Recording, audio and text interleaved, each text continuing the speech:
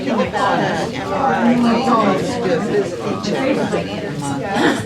everybody, I'm going to start, but I'm going to start without playing the piano, so I have to have you guys be quieter first. You're not playing the piano? So, I will in a minute. Anytime. Yeah. So it's such a beautiful day, summer's kind of here, and I wanted to start, I'm going to actually do sing a very short song a cappella that my great aunt, Clara McMaster, wrote.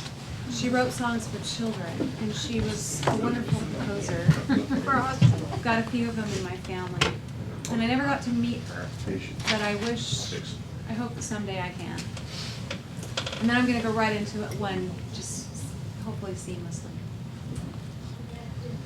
Whenever I hear the song of a bird, or look at the blue, blue sky, whenever I feel the rain on my face, or the wind as it rushes by, whenever I touch a velvet rose, or walk by our lilac tree, I know I'm a part of this beautiful world my Creator created for me.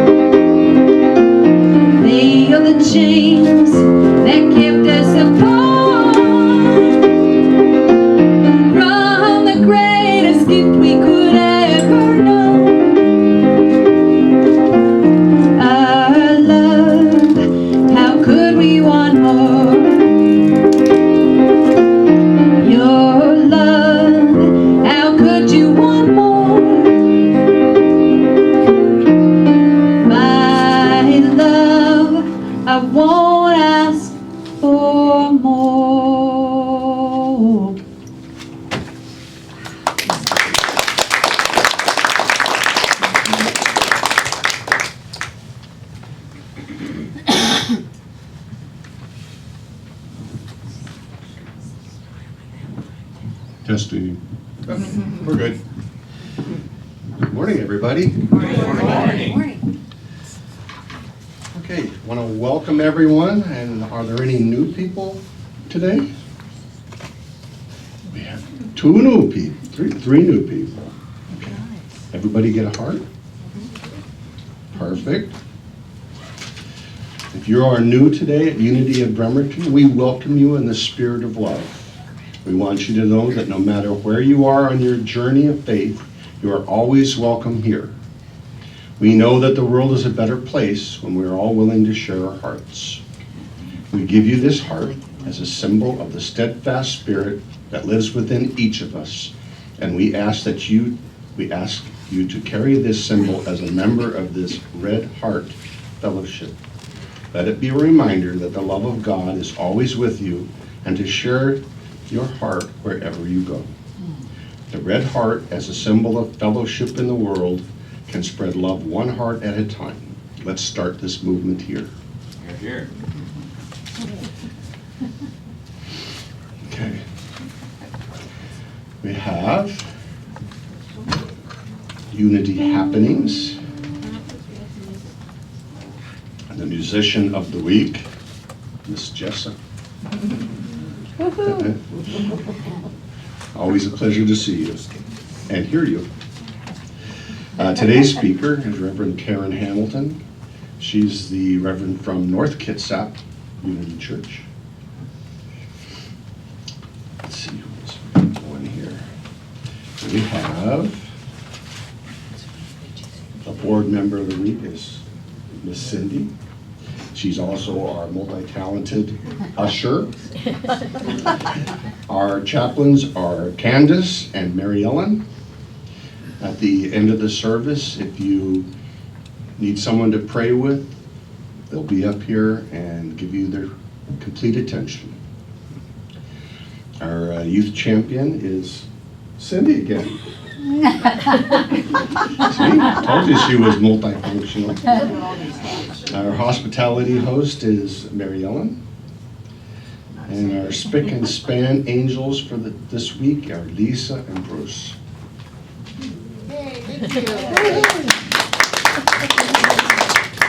And our technology director for sound, video, and computer, Mr. Mark Swink.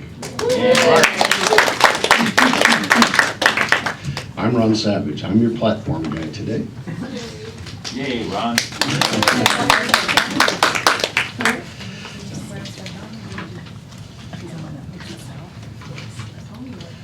Now I'll be lighting the Christ candle. It symbolizes Christ's presence in each of us. I thought she did songs, but she did 2 songs. We're good. Let's just roll with it. We're good. I've got plenty more. I'm sorry. You did 2 songs, so I assume that that's one of them. No, that's the opposite.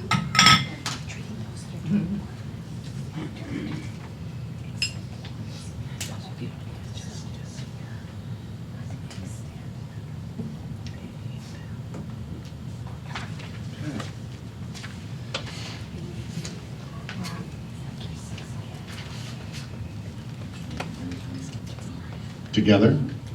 There is one presence and one power, active in the universe and in my life, God the good, omnipotence. Okay. We are going to quickly get up and do our hugs and handshakes and say hello to our neighbors. Quickly. That's why. Good morning. Hey, Miss Joyce. Good morning. Okay, on your feet.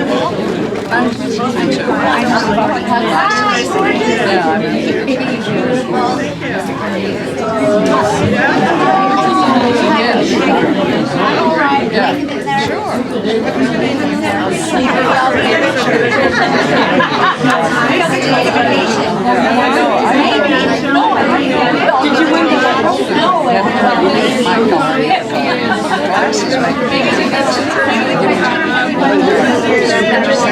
No. I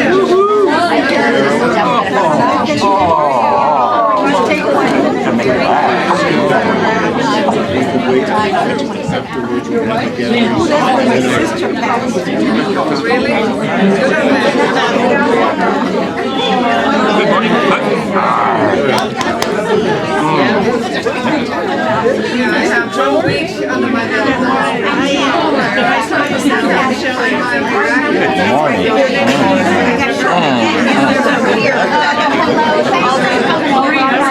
Need a hug there. I see it. I see it. Come on. You out of the mix here. Good morning.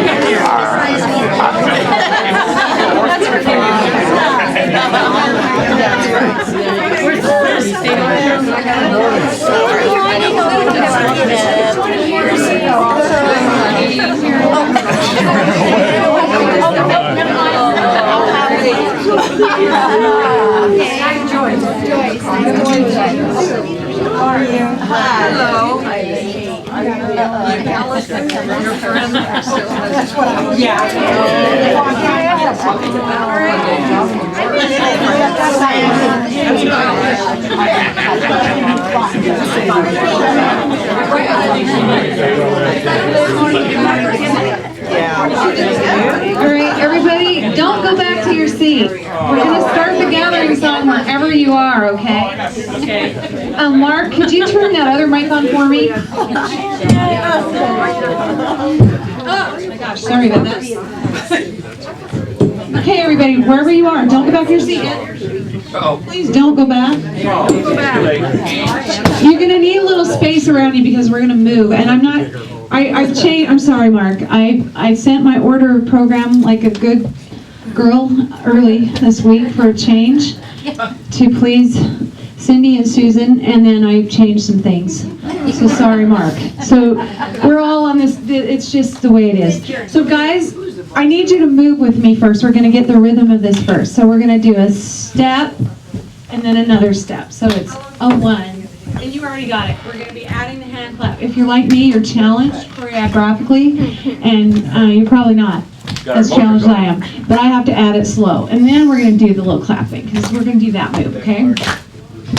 And what we're going to do, since I didn't send them the lyrics, we're just in case you don't know all the lyrics to this song, you might. I'm going to sing a phrase and then we'll sing it again, okay?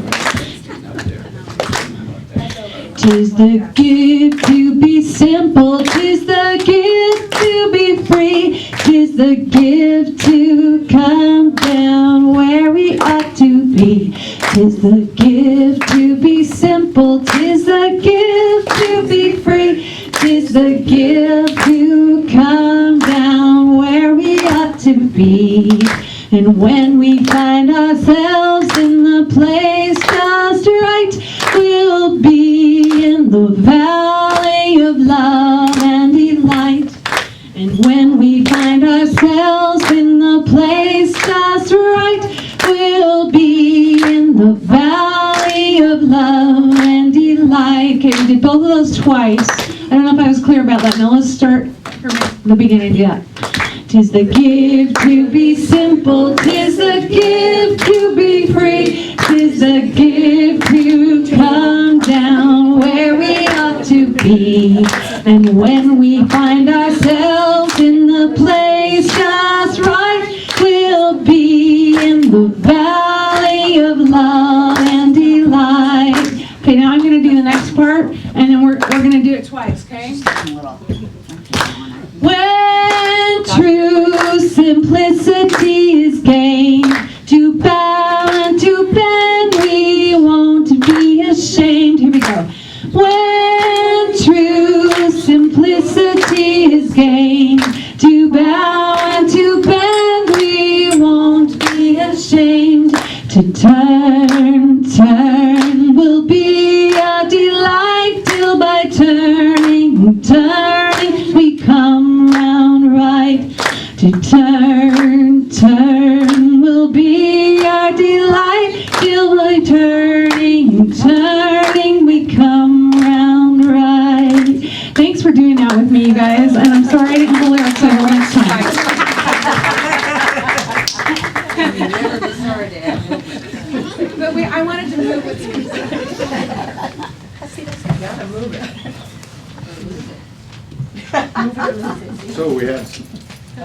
Testing.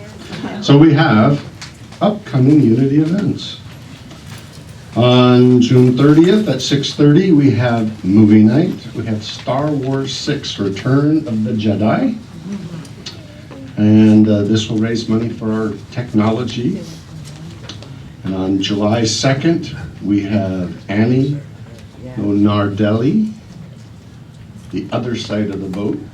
Anything with boating, I'm good with that. July 9th at 10 a.m., the service will be with Reverend Donna Little, The Power of Understanding. July 11th, Susanna Clare has the New Moon Circle with Spiritual Star Talks. And it's a class, it costs $15. And August 20, Unity of Bremerton has the annual picnic at NAD. Yes, the park. I can't say it, so I'm good. So we also have the board people, Miss Cindy, a multi-talented person, to come talk to us.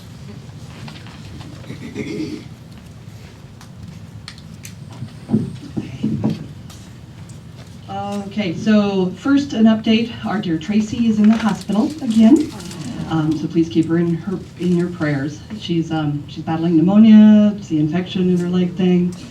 Kind of a boomerang effect. We'll have a prayer circle after service if you'd like to participate. I know one was done last week, and she asked if keep her in your prayers.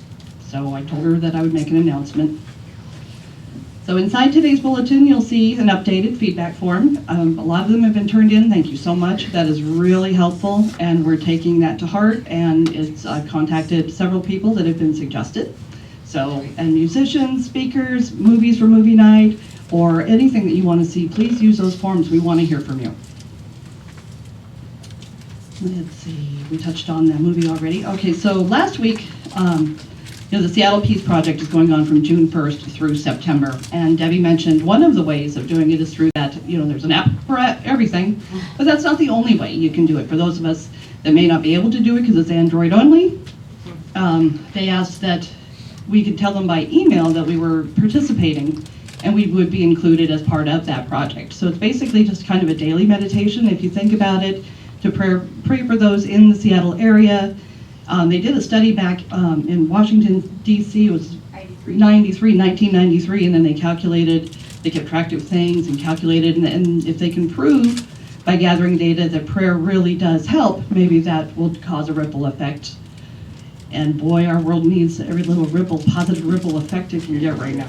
So if you want to think about it, there's a bulletin on the board. You can go to their website, but I did email them and told them that Unity of Bremerton was on board after I talked to our lead chaplain, Debbie Clay. She said, hey, that's a great idea. So if you think about it, go right ahead, you're participating.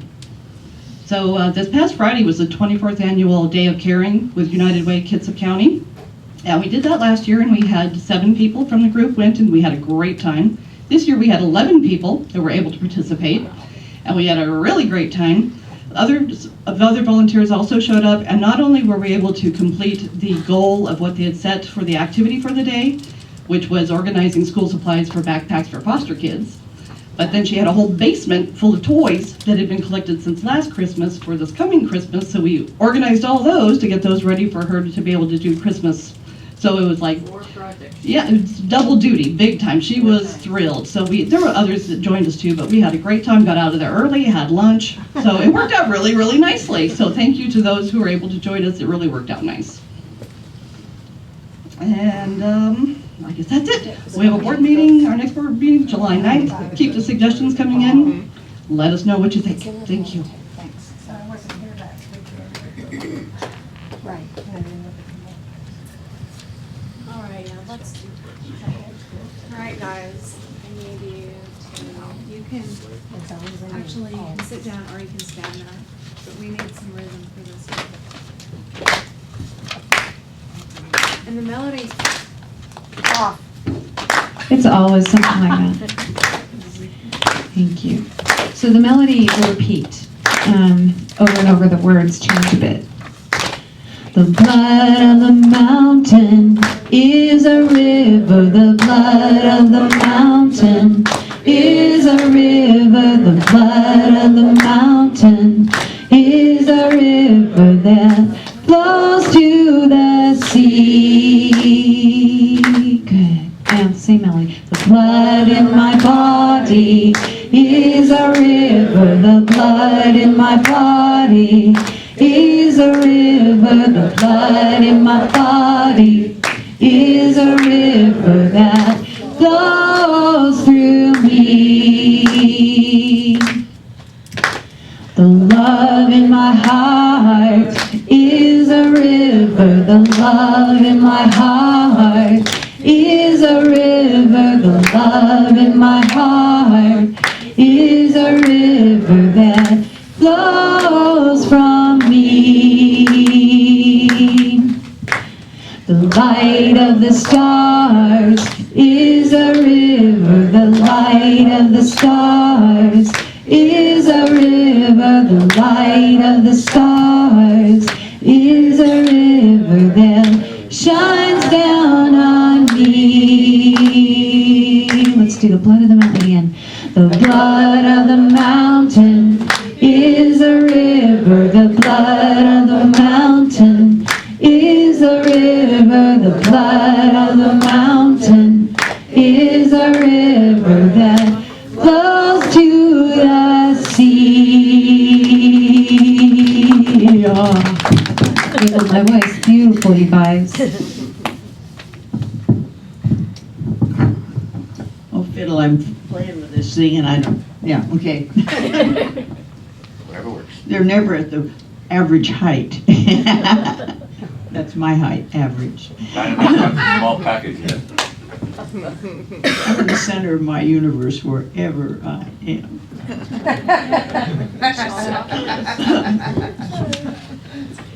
Which means next weekend for me is going to be down in Portland because I'm going to an Oz convention. So I'm headed, alerted, this will be one time that I won't be here on Sunday. So and I'll miss that. Yes, yes it is. Today's word is forgive. I release any resentments, fears, or judgments I may hold. As long as my infinite spirit continues in this human experience, resentments, fears, and negative judgments will be part of the journey.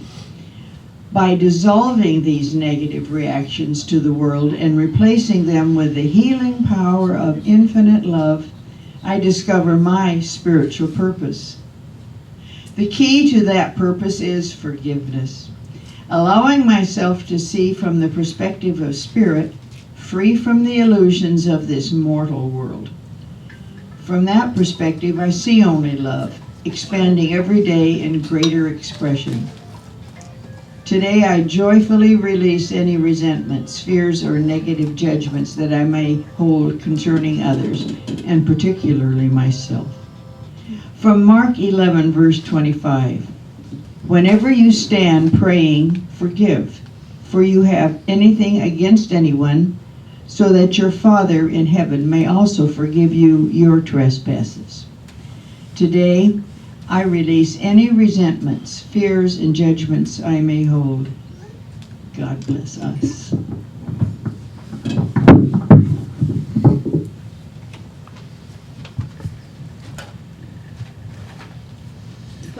Oops, I thought I was going to get hugged. How horrible. How unique. Okay, guys, we're doing all these rhythmic ones today. So, the last one we did is on my Earth Blood CD, and if you don't have one already and you'd like it, I've got one for you.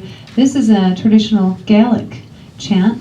Some of you have done it before with me, but let's. So some of you guys can help lead those who haven't. But let's just practice the pronunciation because it might look a little daunting if you haven't done it. It's not though. Horo Haradel. Say that with me. Horo Haradel. Yeah, it's like Haradel. The R is a D. Horo Haradel. Just say Horo Haradel.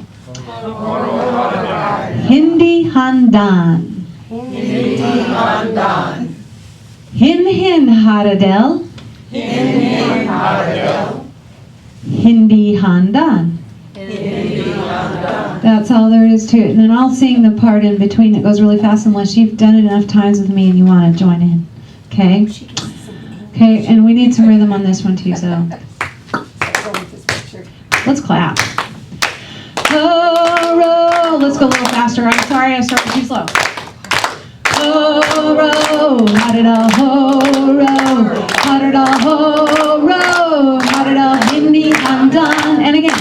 Ho-ro, ha-da-da-ho-ro, ha-da-da-ho-ro, ha-da-da-hindi, han-dan. Good. Hin, hin, ha-da-da-hin, hin, ha-da-da-hin, hin, ha-da-da-hindi, han-dan. Hin, hin, ha-da-da-hin, hin, ha-da-da-hin, hin, ha-da-da-hindi, han-dan. Dance with your shadow when it's good to be living, lad. Dance to your shadow when there's nothing better near ya. Dance to your shadow when it's good to be living, lad. Dance to your shadow when there's nothing better near ya. Ho-ro, ha-da-da-ho-ro, ha-da-da-ho-ro, ha-da-da-hindi, han-dan. Ho-ro, ha-da-da-ho-ro, ha-da-da-ho-ro, ha-da-da-hindi, han-dan. Hin, hin, ha-da-da-hin, hin, ha-da-da-hin, hin, ha-da-da-hindi, han-dan. Hin, hin, ha-da-da-hin, hin, ha-da-da-hin, hin, ha-da-da-hindi, han-dan. There are pools in the river water, tunes in the river water, chills in the river and the river calls me. There are pools in the river water, tunes in the river water, chills in the river and the river calls me. Here we go. Ho-ro, ha-da-da-ho-ro, ha-da-da-ho-ro, ha-da-da-hindi, han-dan. Ho-ro, ha-da-da-ho-ro, ha-da-da-ho-ro, ha-da-da-hindi, han-dan. Hin, hin, ha-da-da-hin, hin, ha-da-da-hin, hin, ha-da-da-hindi, han-dan. Hin, hin, ha-da-da-hin, hin, ha-da-da-hin, hin, ha-da-da-hindi, han-dan. Hindi, han-dan, hindi, han-dan. Beautiful, you guys. And what do those two lines mean? I don't know the exact translation, but the song is just about dancing, you know, it's not only about the light, but it's dancing with your shadow too. Even when you're happy, it's like finding that balance. So, yeah, it's really cool. Create your own shadow.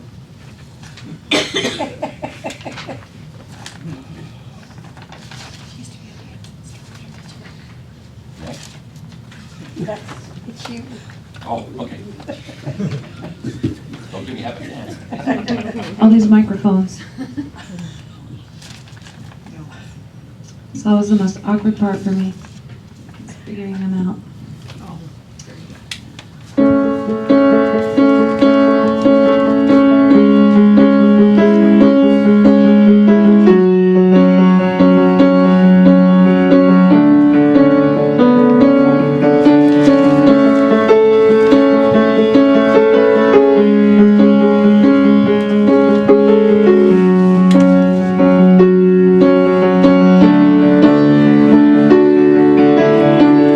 What is love and why do we even try to define it?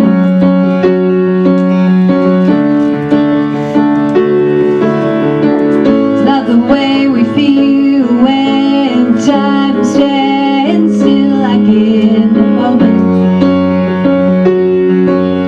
Silent.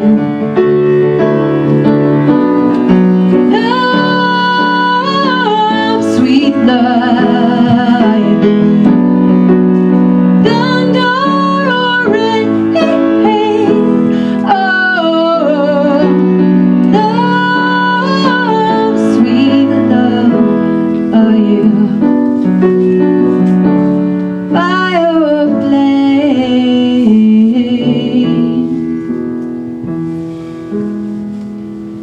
I used to think that I could put love into a box, and now I know that I was wrong.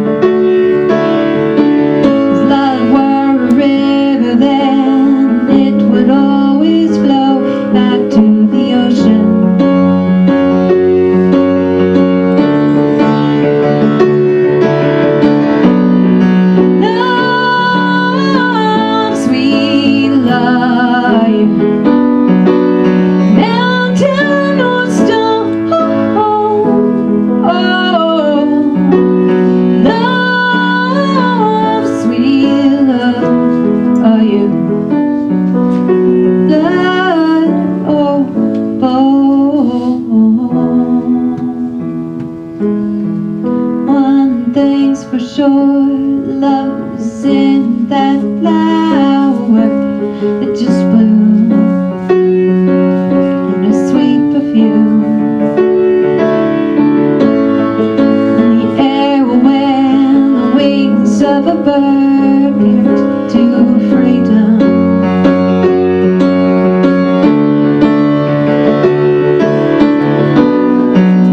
Love, sweet life, ocean or tide, oh,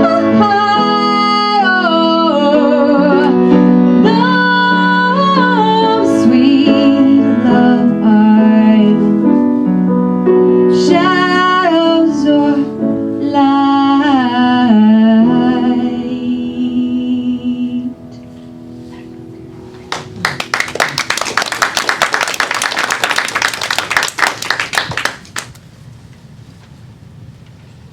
It's my honor to introduce Reverend Karen.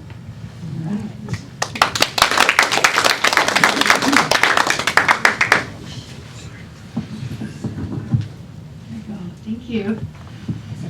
You know, I can hardly believe that Jesse started that, our service off with that song. The mic. Can you hear me? It isn't on. It's Can you hear me now? Jesse started the service off with my very favorite children's song. That was a song my mother taught me. I taught my children, and in fact, they're all coming back to visit for a family reunion this next Saturday. So thank you so much for starting it with that song. Do you feel the love that is present in the room? Yeah, just take a moment and just feel that. Love brings us together. It lifts us and sets us free, and I'm so thankful for that, the vibration of love that's present here today.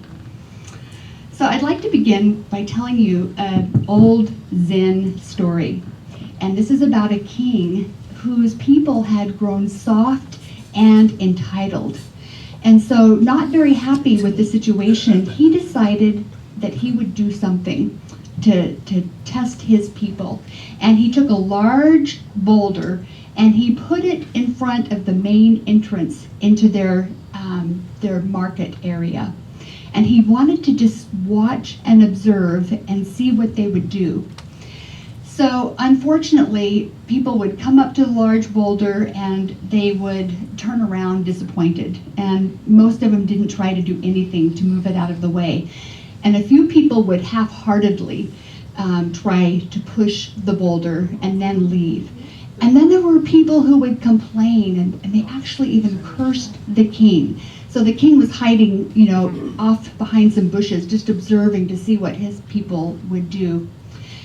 And so he was getting a little discouraged, and finally, a few days later, somebody came from out of town, and it was an older man, and he looked at the boulder, and then he pushed with all of his might. He put his whole heart and soul into trying to push this boulder out of the way. And he wasn't successful, so then he stood back and he looked at it for a while, and then had an idea.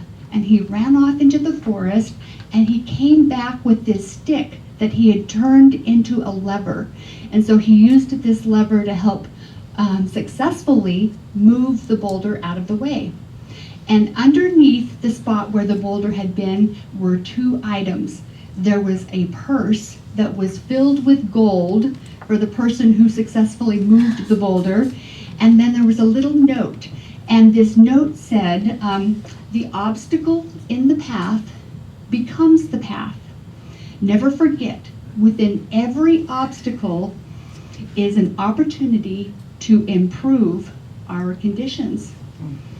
So how many of you here today have gone through an obstacle or two in your life? Oh, not me. How many of you have gone through an obstacle recently? So when you're presented with an obstacle, what is our first inclination? How many of you have prayed for a miracle? Yeah, I have too.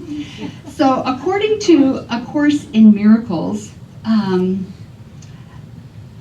miracle is a change of perception. A change of perception. So as humans, we were meant to strive, we were meant to grow, we were meant to live an expansive life. So from birth until death, we have trillions and trillions of cells that are constantly reproducing and regenerating themselves. So we actually were meant to work, we were meant to sweat, and then to bask in the exhaustion of that accompanies hard work and achievement. Looks like I skipped ahead just a little bit here. So a change of perception. A miracle is a change of perception. And so I'd like to take a moment and just look at that concept of perceptions. Our perceptions are how we understand the world around us. It's how we filter our life's experiences and how we determine what they mean in our life. And just like those ancients who accomplished great and mighty things, we too can learn to master our perceptions. And it takes a lot of skill and discipline to correct those pesky, faulty perceptions, to be able to separate reliable perceptions from unreliable perceptions, to be able to filter out prejudices, expectations, and fear. But finely tuned perceptions have the ability to recognize the possibilities that are inherent in every single circumstance and situation. And it's an incredible advantage to have in life. So by shifting our perceptions, we can turn obstacles into assets. Are any of you familiar of an individual whose name was Reuben Hurricane Carter? He lived during the 60s, and he was on his way to winning a champion. Yes, he was a boxer. He was a mid-weight boxer and was very successful. Well, he was, there was a triple murder, and he was accused of that crime, but he was innocent. He did not commit that crime. And there was a really quickly rushed jury at trial for him, and he was pronounced guilty, and he was given 3 life sentences as a result. It was a pretty dizzying fall from the heights of success all the way down to life in prison. And when the day came to show up for his prison sentence, he arrived and he was dressed in a very expensive custom-made suit. He had a $5,000 gold ring on, and then he also had an expensive gold watch. He was waiting in line to be processed into this prison, and he asked that to be able to talk to the person in charge, the warden of the whole prison.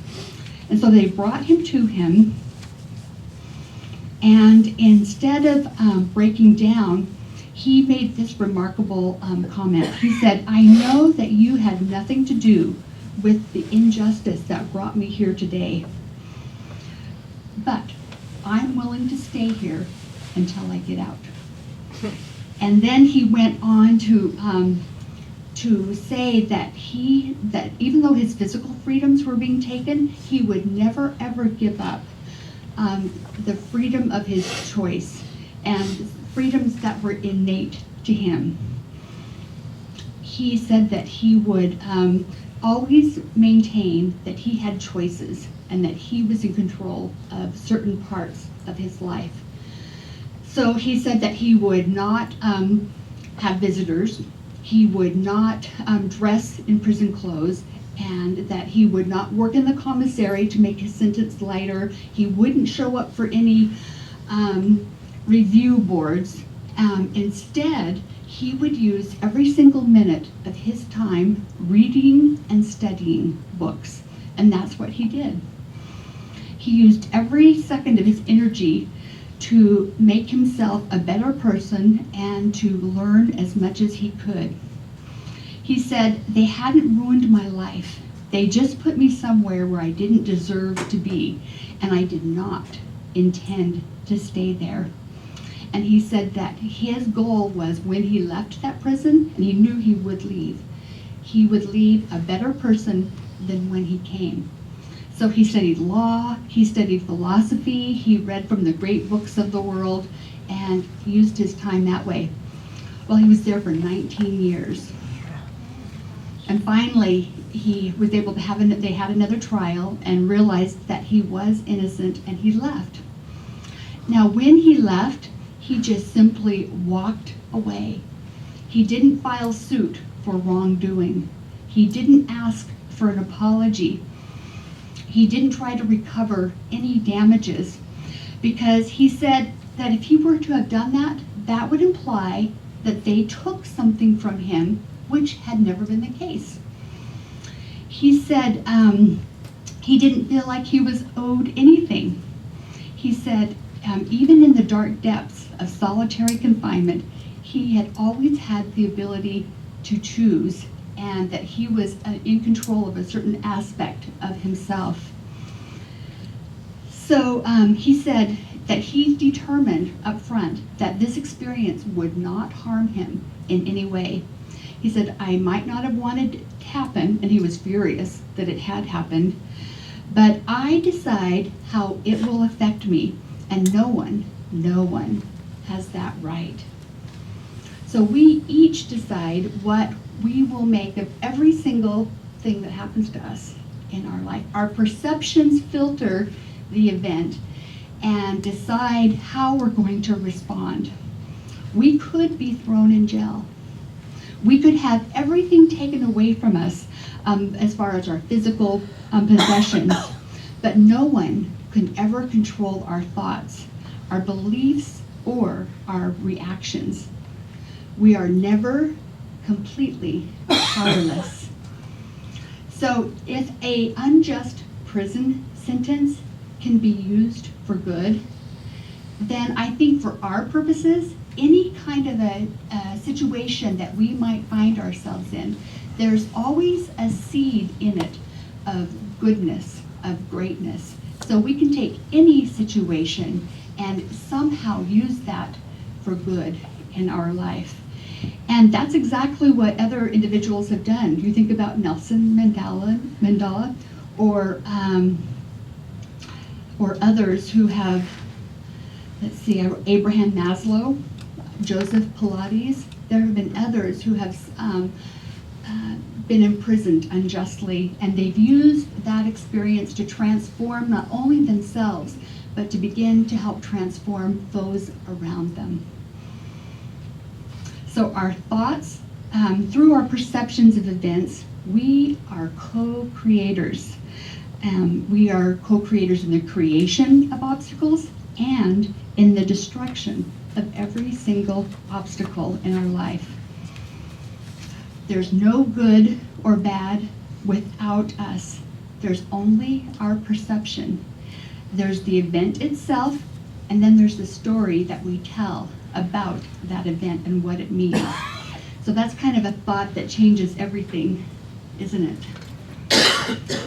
How many of you have read are familiar with Marcus Aurelius? He was a Roman emperor, and he was one of the great Roman emperors. He kept a journal, and he didn't ever intend for it to be published. Every day he would write to himself in this journal. And later it was discovered and published into a book that's called Meditations. A lot of wisdom in that book. And in it he writes, choose not to be harmed and you won't feel harmed. Don't feel harmed and you haven't been. So did you know that you could have perceptions, that you could tune your perceptions to the point that you possessed obstacle immunity? You were immune to obstacles. I love that idea. Obstacle immunity. So imagine having such deep faith in your ability to access the greater power within, that you knew that you would access it and that you would call it forth, and no matter what was before you, you would turn it into good, that something good would become of it. That's obstacle immunity. And there's an individual that possesses it. I recently read about him. He is a Navy SEAL, and his name is Jocko Willing. I don't know if any of you are familiar. He's very highly decorated and currently is in charge of all of our special armed forces, all the special units like the Navy SEALs.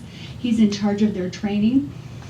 And whenever something is before him, no matter what it is, he says, good, good, bring it on. And of course he is physically fit, but he says in his training, he says that the brain is more important than any physical ability. He says, in fact, all that brawn stuff, that's from the movies, and it doesn't work. So what do you think he means when he says brains are more important? Thoughts. Your thoughts, yes.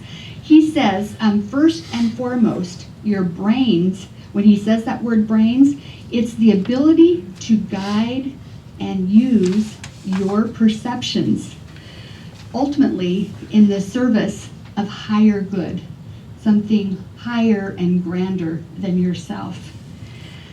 So that is obstacle immunity. Marcus Aurelius tells us that the impediment to action advances the action. What stands in the way becomes the way. So whatever we face in life, we have a choice.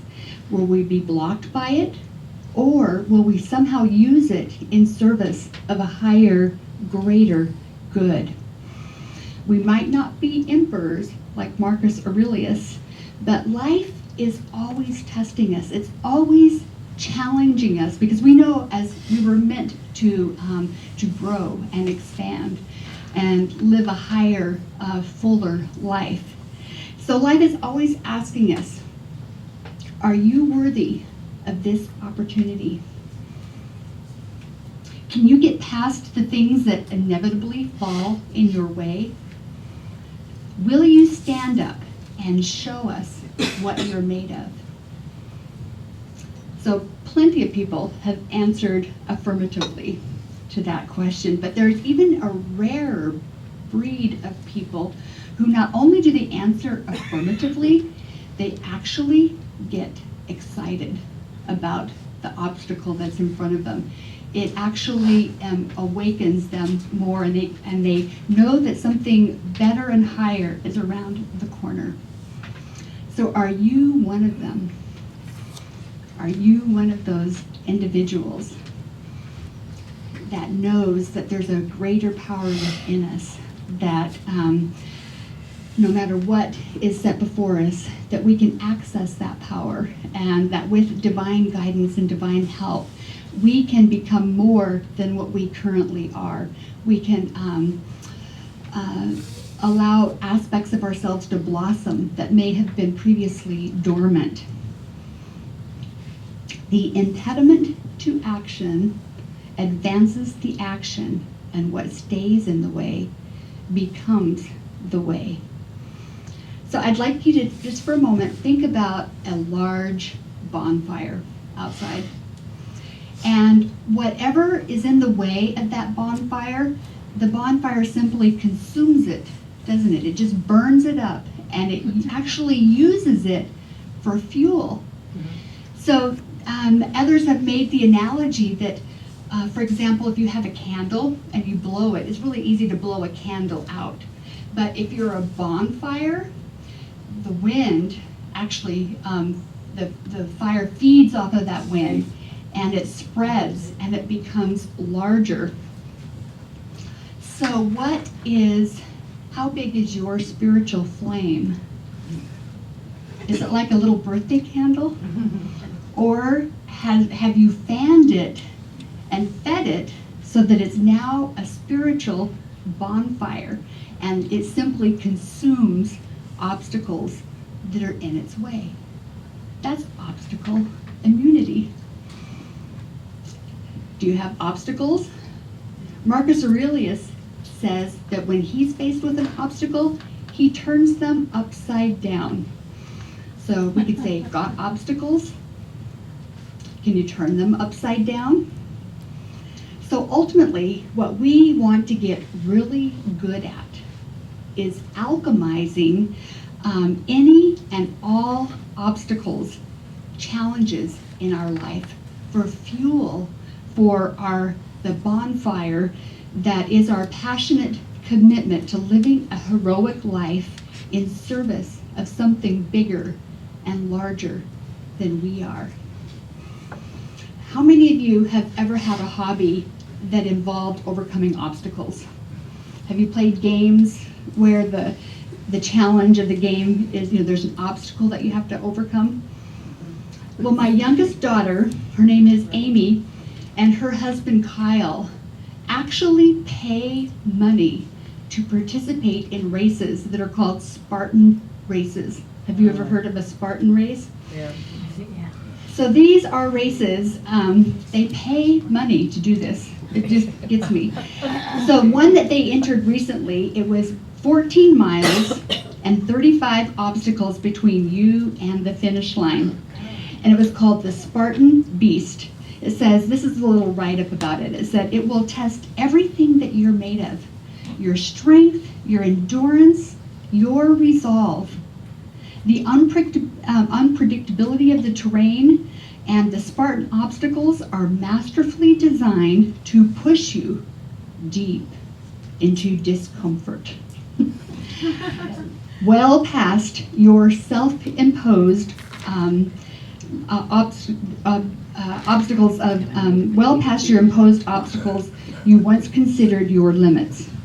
Beast mode on. And so the one that they've signed up to do next is actually called the Ultra Beast, and it's 26 miles, 60 obstacles. It's a marathon obstacle course that includes a mudderthon. So as I mentioned, they love the challenge of obstacle course racing. They actually pay to encounter obstacles that they then need to figure out how to overcome, or to go under or around or cross, crawl, whatever it takes. And here's just a little bit about what those obstacles are like. So they can include like a fire jump, climbing under a barbed wire fence, wall climbing, mud crawling.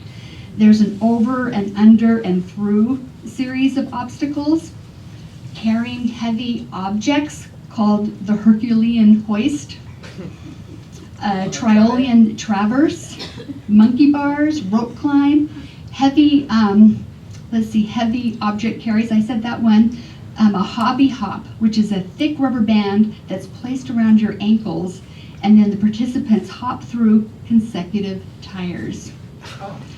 There's a slippery wall that's built on an incline, and then it's greased, and you have to crawl up and over it.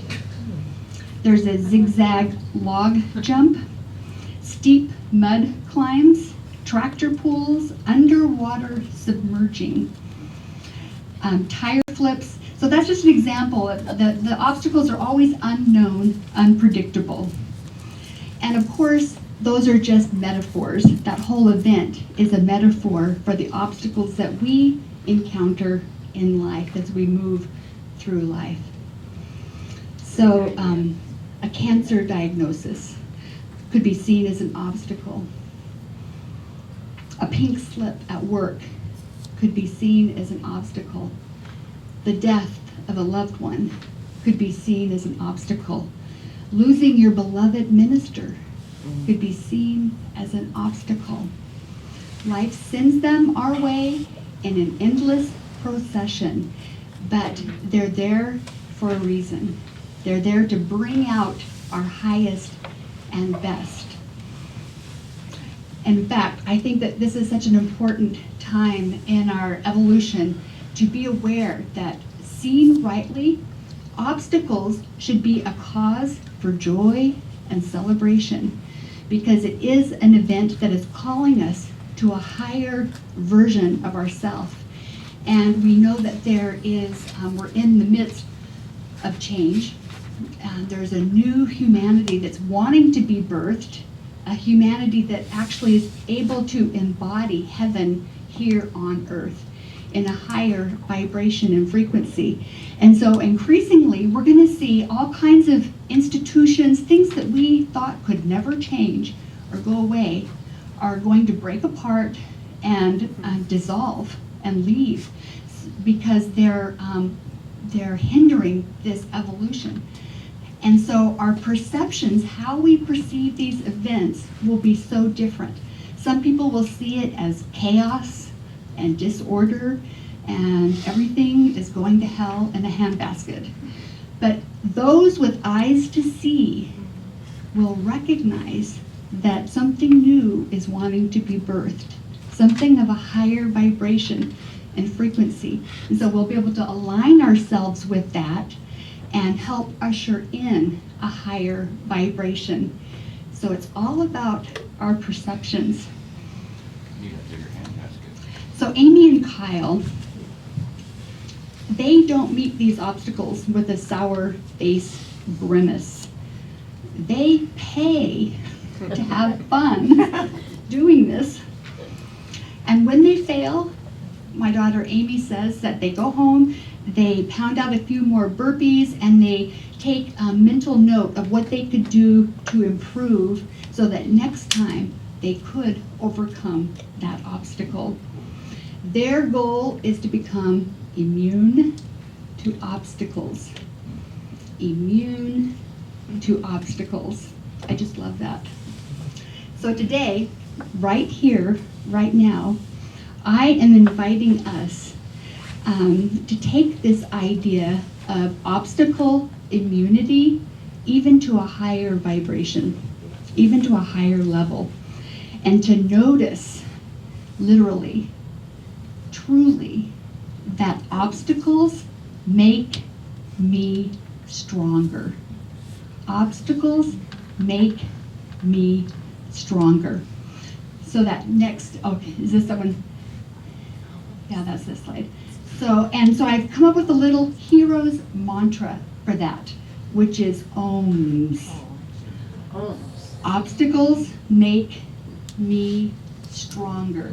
And this is something that I've been chanting to myself, and it's particularly if you see something that you think is in your way.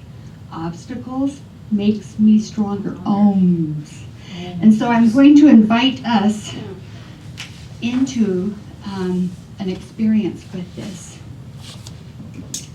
and invite you that next time you realize that an obstacle is in front of you, that it's there to make you stronger, that there's something within you that's wanting to be birthed that has heretofore not been recognized.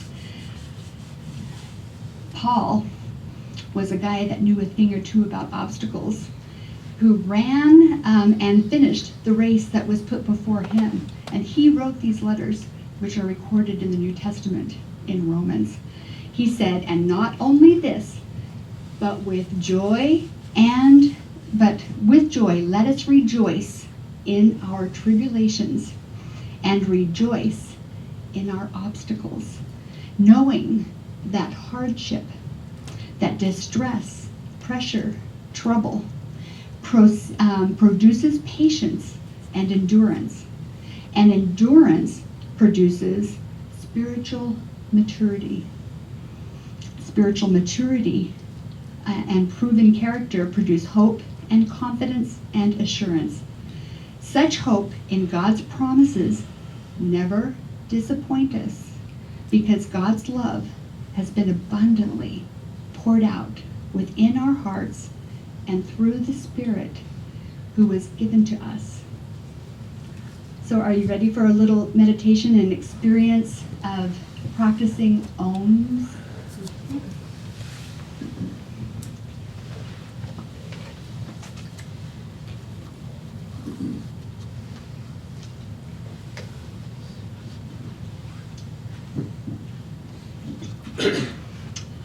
So I invite you to sit up a little bit straighter and put your feet on the floor in front of you.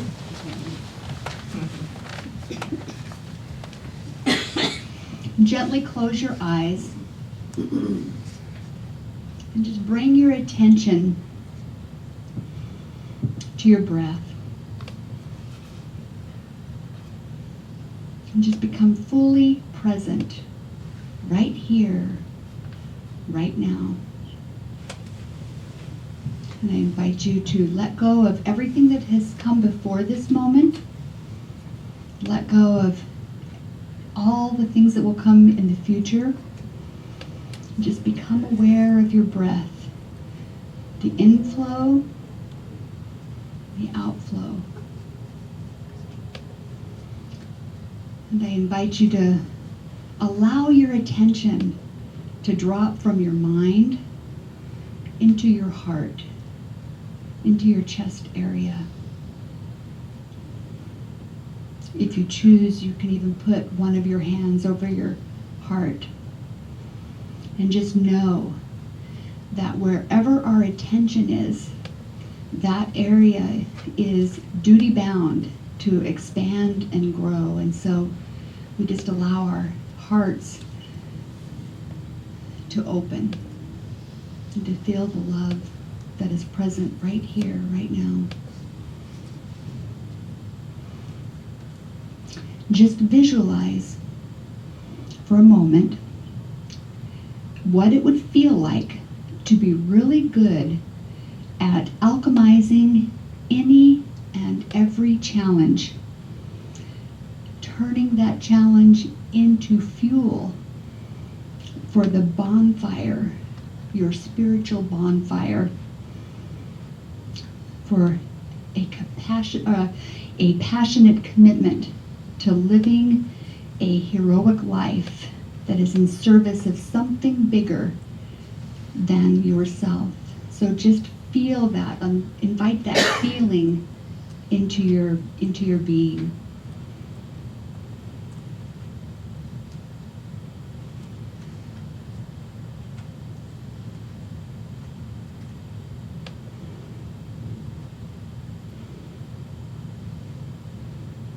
So visualize yourself facing an obstacle.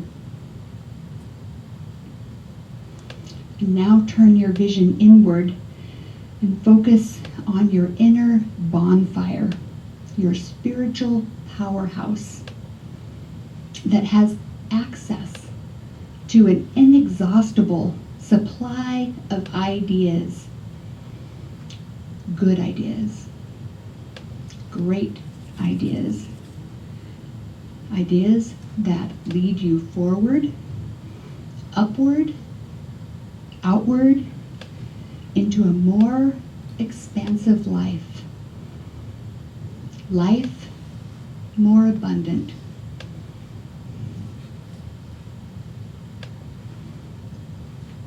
Now watch as the obstacle before you is consumed by your spiritual bonfire.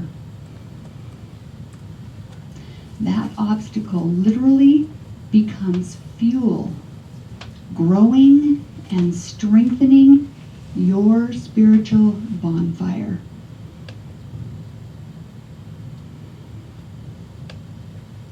So just rest in the feeling that you are immune to obstacles.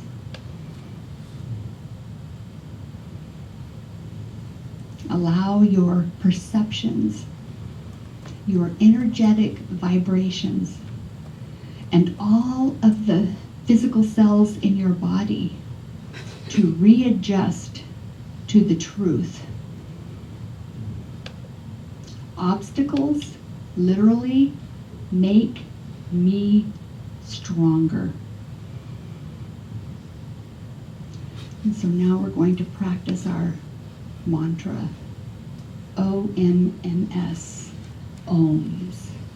So I invite you to say out loud with me 3 times, OMS. OMS.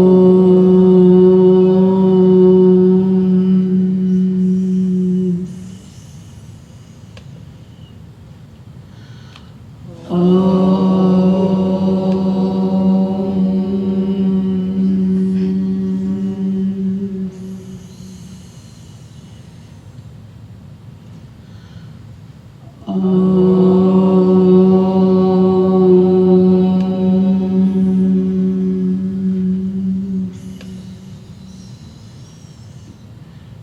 Do you feel the power, strength, and courage, your faith growing every time you utter that mantra, Ohms? Just know that anytime, every time that you need a dose of obstacle immunity, that you can chant this hero's mantra with a fierce determination in your soul and a smile on your face, knowing that you have what it takes to overcome any and all obstacles or challenges that life brings your way. So I invite you to know that you've got this. You have what it takes. And so when you're ready, you can bring your attention and awareness back into this room. And I invite you to put a smile on your face and open your eyes. So welcome back. I'd like you to turn to your neighbor and let them know, obstacles make me stronger. Me stronger.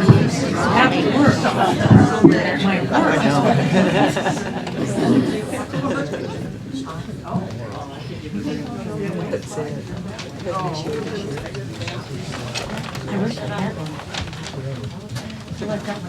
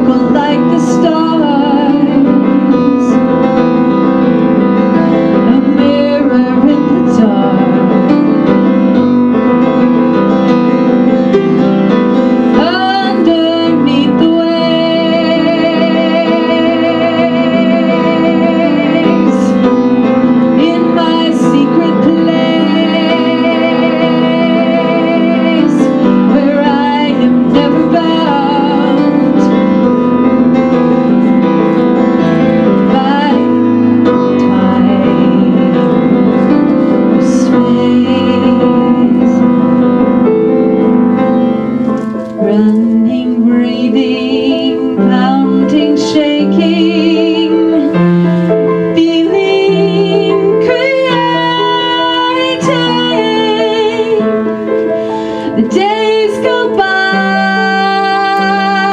we laugh, we cry, fire and rain, fire and rain, my soul is stained, fire and rain, fire and rain, make me whole again.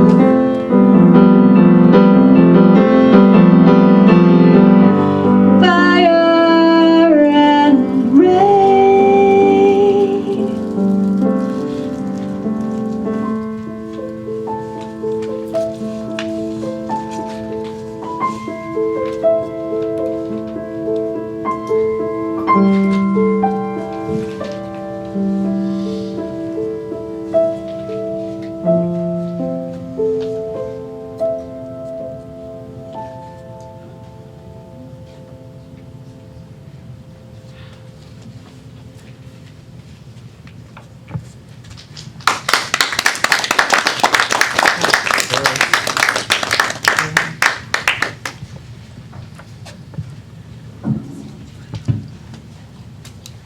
As you are preparing your tithes and love offerings today, think about how blessed you are.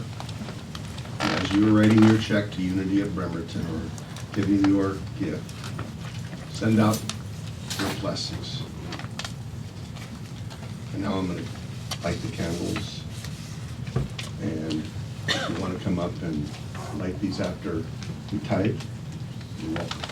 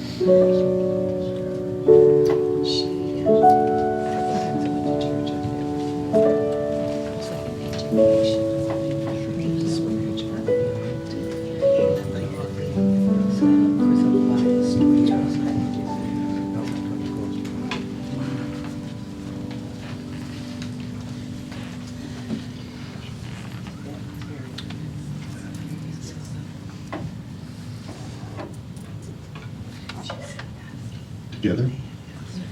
Together, we dedicate these gifts in service to the highest mission, recognizing and celebrating our oneness with God. We joyfully and freely participate in the law of circulation, of giving and receiving, knowing God is source, the source of all good. We are grateful.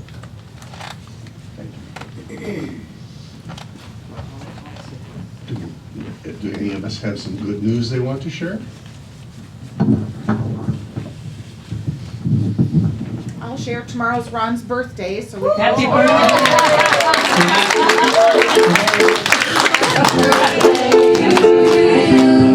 Happy birthday to you. Happy birthday, dear Ron. Happy birthday to you. And many more to come. Anybody else? We have a get well card in the fellowship area for Jesuits, so if anyone would like to sign it, it's over on the table. Please do. And a birthday card for Rosella, whose birthday is coming up. And so Birthday card? Yes, yeah. It's especially nice because it's close to the anniversary of when her and Tony got married, and so it's going to be an especially hard time for her. So I think a birthday card from us is nice.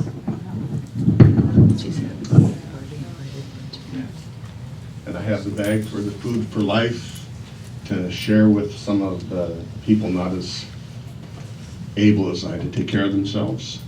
Do I have a volunteer? I'll do it. I've been waiting. I'll throw it in that bag. Thank you. Next time, Ron. I'll be here. I have one for you too. Okay. Oh, double duty.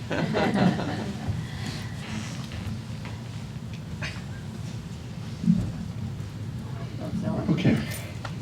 Let's see. Do we have children today?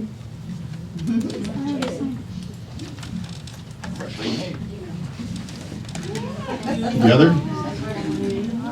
You are walking in the light, in the light, in the light. You are walking in the light, in the light of God. In the light, in the light, in the light, in the light, in the light, in the light, in the light of God.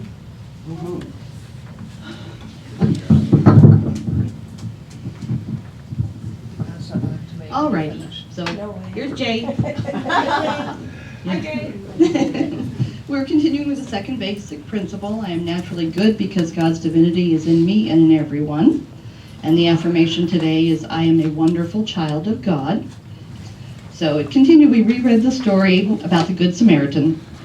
And the assignment was to write that I am a wonderful child of God, and then a few I am statements. So Jay, what did you come up with? Show them what you got.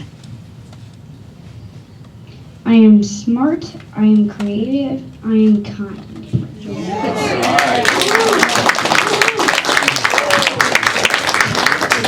rock, Jay. You rock. That is true. Together.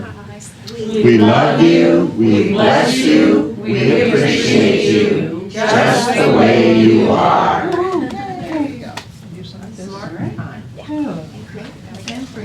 So we can all take hands across the aisle. Stay here while you're sitting. I'll take your hand up this way.